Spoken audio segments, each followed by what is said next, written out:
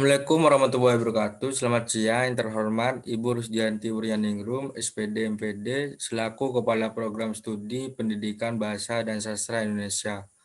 Yang saya hormati Bapak Yoga Elanda MPD selaku dosen penguji, serta rekan-rekan yang telah hadir dan berbahagia. Pada hari ini saya Rahmatul Imam dengan NIM 19.021.040.2132, mahasiswa program studi pendidikan bahasa dan sastra Indonesia angkatan 2019. Pada hari ini saya akan mempresentasikan proposal penelitian saya yang berjudul Alih Kode dan Campur Kode Guru dalam Pembelajaran Bahasa Indonesia kelas 7 SMPN 2 Bondowoso. Penguasaan lebih dari satu bahasa mengharuskan seseorang untuk memilih bahasa yang akan digunakan. Pemilihan bahasa identik dengan kedwibahasaan sebagai wujud dalam peristiwa kontak bahasa. Kedwibahasaan menurut Blomfeld dalam Aslinda dan Leni tahun 2010 adalah penguasaan yang sama baiknya terhadap dua bahasa. Seseorang yang mampu mengenal dua bahasa berarti mampu menggunakan dua bahasa. Pernyataan itu ditentang oleh Wagen dalam Rockman tahun 2013 bahwa seorang kedwibahasaan tidak perlu menguasai B2 secara aktif produktif, tetapi cukup sebatas memiliki kemampuan reseptif. Adanya kecenderungan untuk memperluas pengetahuan dan wawasan mendorong masyarakat global untuk berlomba-lomba maksimalkan potensi diri, khususnya dalam penguasaan bahasa. Hal ini mengakibatkan berkembang pula fenomena kontak bahasa yang tidak lagi sebatas antara bahasa nasional dan bahasa daerah, namun juga antara bahasa nasional dengan bahasa asing, bahasa daerah dengan bahasa asing, bahkan kontak antara ketiga bahasa baik bahasa nasional, daerah, dan asing dalam suatu komunikasi. Peristiwa itu yang kemudian dapat memunculkan alih kode dan campur kode. Waldorf dalam Margana tahun 2013 membenarkan bahwa alih kode merupakan fenomena yang lazim terjadi di antara para dwibahasaan. Sini ada 4 rumusan masalah. Yang pertama, jenis alih kode apa sajakah yang dilakukan oleh guru dalam pembelajaran bahasa Indonesia kelas 7 SMPN di SMPN 2 Bondowoso. Yang kedua, jenis campur kode apa sajakah yang dilakukan oleh guru dalam pembelajaran bahasa Indonesia kelas 7 di SMPN 2 Bondowoso. Yang ketiga, faktor-faktor apa sajakah yang menyebabkan guru melakukan alih kode dalam pembelajaran bahasa Indonesia kelas 7 SMPN 2 Bondowoso. Yang keempat, faktor-faktor apa sajakah yang menyebabkan guru melakukan campur kode dalam pembelajaran bahasa Indonesia kelas 7 SMPN 2 Bondowoso.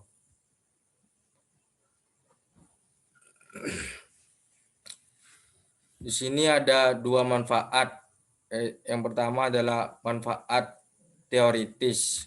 Manfaat teoritis adalah manfaat yang berkaitan dengan pengembangan ilmu. Penelitian ini diharapkan dapat memberikan wawasan tentang campur kode yang terdapat pada pembelajaran bahasa Indonesia di SMPN 2 Bondowoso.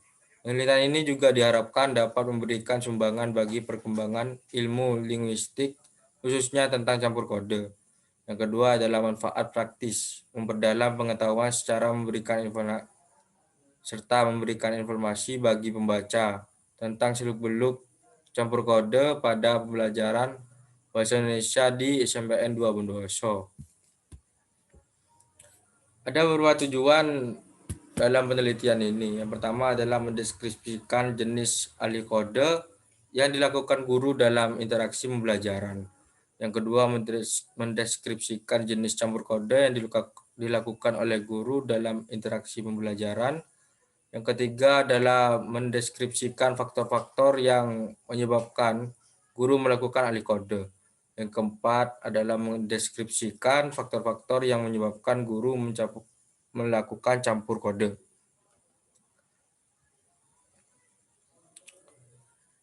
Yang pertama adalah jenis alih kode yang dilakukan oleh guru dalam interaksi pembelajaran. Dalam percakapan guru dengan siswa ditemukan 43 tuturan alih kode ke dalam. Sebagai berikut merupakan salah satu contoh alih kode ke dalam yang dapat dilihat dari penyajian korpus data di atas. Siswa 1, siapa yang membaca puisi lagi? Devi, ayo maju, tapomo. Ujaran di atas dilakukan oleh guru saat mengajar di kelas 7E ketika menunjuk siswa yang bernama Devi untuk membacakan puisi di depan kelas. Namun Devi tidak mau dengan alasan tidak bisa. Ujaran tersebut termasuk alih kode ke dalam karena subjek mengawali ujarannya dengan menggunakan bahasa Indonesia, kemudian beralih menggunakan bahasa Jawa.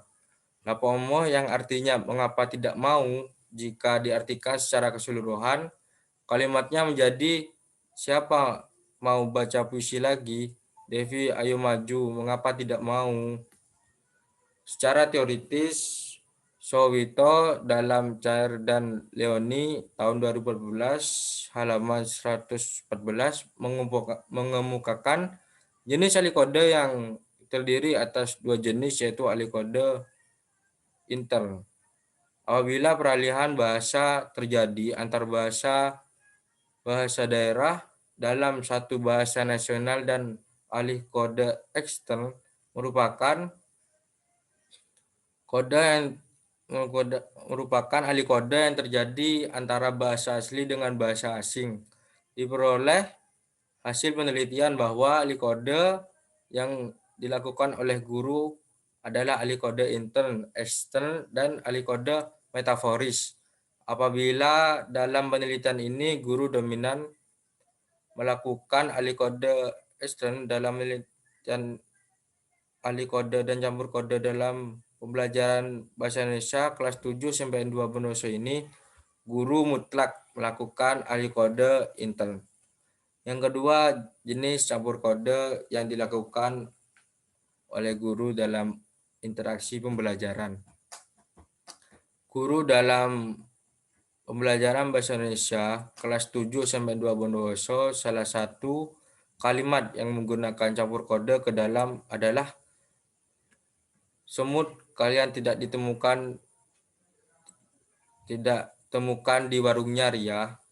Tulis kata tulisan dalam bahasa Jawa dimasukkan dalam guru untuk memberikan perintah kepada siswa agar mencatat semua hal yang ditemukan saat melakukan pengamatan di luar kelas. Pemilihan kata tersebut mempengaruhi oleh kebiasaan guru menggunakan bahasa Jawa, sehingga guru tidak sadar telah mencampurkan bahasa Jawa dalam tuturannya. Dengan kata lain, bahwa kata soft copy tidak ditemukan padanannya dalam bahasa Indonesia. Berdasarkan unsur serapan yang menimbulkan terjadi campur kode dibagi menjadi 3 bagian, yaitu campur kode keluar, campur kode ke dalam, dan campur kode campuran. Pada konsep ini ditekankan bahwa campur kode ke dalam adalah campur kode unsur bahasa satu dengan bahasa lain yang masih dalam satu rumpun bahasa nasional.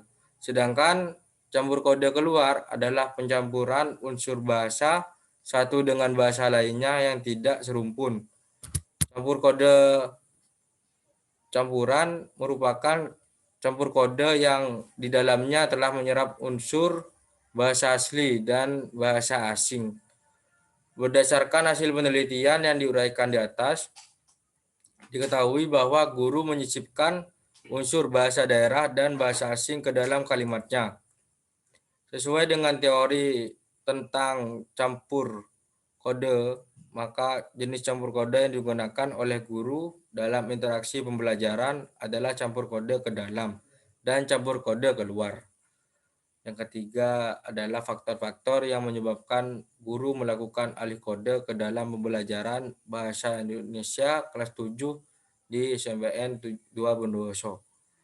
Faktor terjadinya alih kode adalah pembicara atau penutur, pendengar, atau lawan tutur, perubahan situasi dengan hadirnya orang ketiga, dan perubahan dari formal ke informal atau sebaliknya, dan perubahan topik pembicaraan.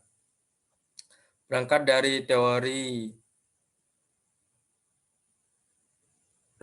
dari teori tersebut, hasil wawancara dan observasi di lapangan menunjukkan 3 faktor yang menyebabkan guru melakukan alih kode dalam pembelajaran bahasa Indonesia di kelas 7 di SMPN 2 Bondowoso, yaitu faktor pendengar atau lawan tutur, topik pembicaraan, dan penutur itu sendiri. Dalam kajian ini timbulnya alih kode karena faktor lawan tutur dibedakan menjadi 3, yaitu guru ingin mengimbangi kemampuan berbasis siswa, menegur atau menasehati siswa, dan guru berkeinginan untuk menyanjung atau memberikan pujian kepada siswa. Untuk menarik perhatian siswa, guru melakukan alih kode menggunakan bahasa Jawa dalam bentuk teguran agar perhatian siswa tertuju kembali pada topik yang sedang dibahas. Pendapat yang dikemukakan Crow, peranan pokok seorang guru adalah mengarahkan dan membimbing belajar murid-muridnya. Dalam ini, guru mengusahakan gangguan-gangguan yang muncul di lingkungan murid dapat dihindarkan. Topik yang bagus adalah topik yang menarik pembacaan dan penulis atau penutur dengan lawan tutur. Kebiasaan guru menggunakan bahasa Jawa merupakan salah satu faktor terjadinya alih kode yang dilatar belakangi oleh penutur itu sendiri. Yang terakhir, yang keempat adalah faktor-faktor yang menyebabkan guru melakukan pembelajaran bahasa Indonesia kelas 7 SMPN Negeri 2 Bondowoso. Secara garis besar ada 2 penyebab terjadinya peristiwa campur kode dalam pembelajaran bahasa Indonesia kelas 7 di SMPN 2 Bondowoso, yaitu faktor peserta bicara dan faktor topik atau pokok pembicaraan. Faktor peserta bicara disebut juga faktor ekstralinguistik,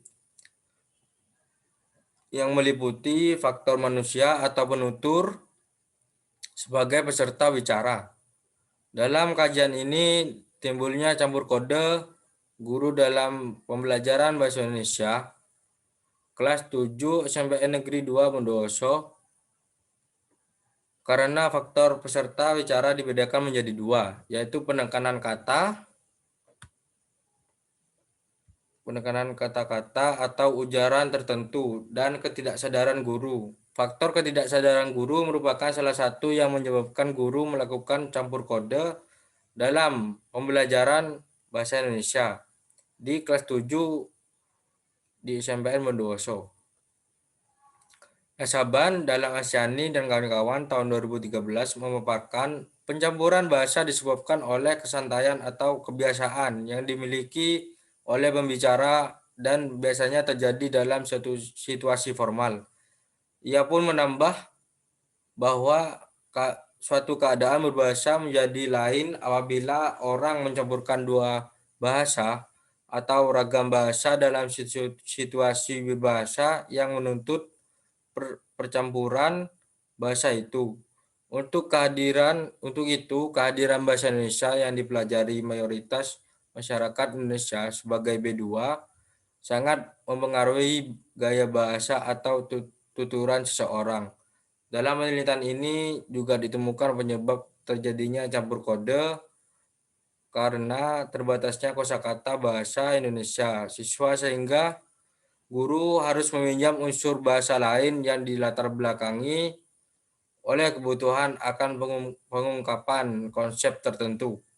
Faktor ini juga disebabkan karena bahasa Indonesia mampu menjembatani konsep bahasa lain meskipun bahasa Indonesia memiliki padanan yang sama dengan penyisipnya, tetapi padanan dalam bahasa Indonesia itu kurang tepat untuk menggantikan kata yang menyisipi.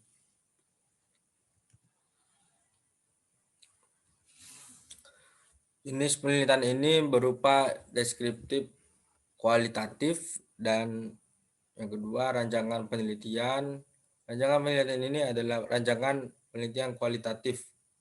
Botgan dan Taylor dalam Monolog tahun 2012 nomor 3. Data penelitian ini adalah kata, frase, klausa, blaster, ungkapan atau idiom yang termasuk bentuk campur kode pada guru di SMBN 2 Bondowoso. Hasil bentuk campur kode pada guru di SMBN 2 Bondowoso meliputi campur kode berbentuk kata, terdiri dari kata dasar, kata berimbuhan, kata ulang, dan kata majemuk, frasa, klausa, blaster, dan ungkapan atau idiom. Agen mengontak bahasa yang mendorong terjadinya campur kode didominasi oleh pendengar. Faktor yang melatar belakangi terjadinya campur kode meliputi faktor keakraban,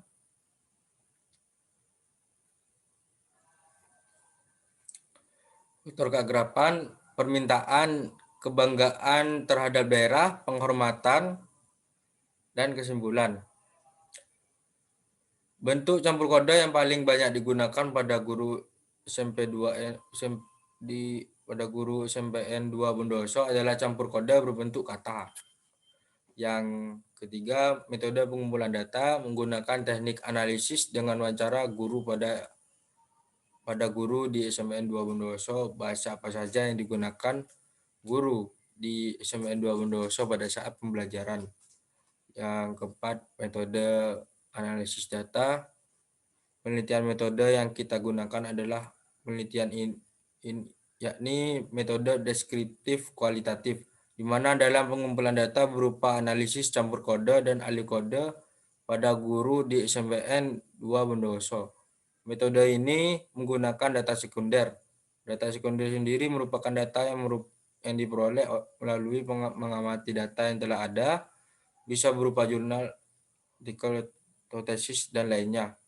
Metode kualitatif berusaha memahami dan menafsirkan makna suatu peristiwa interaksi tingkah laku manusia dalam situasi tertentu.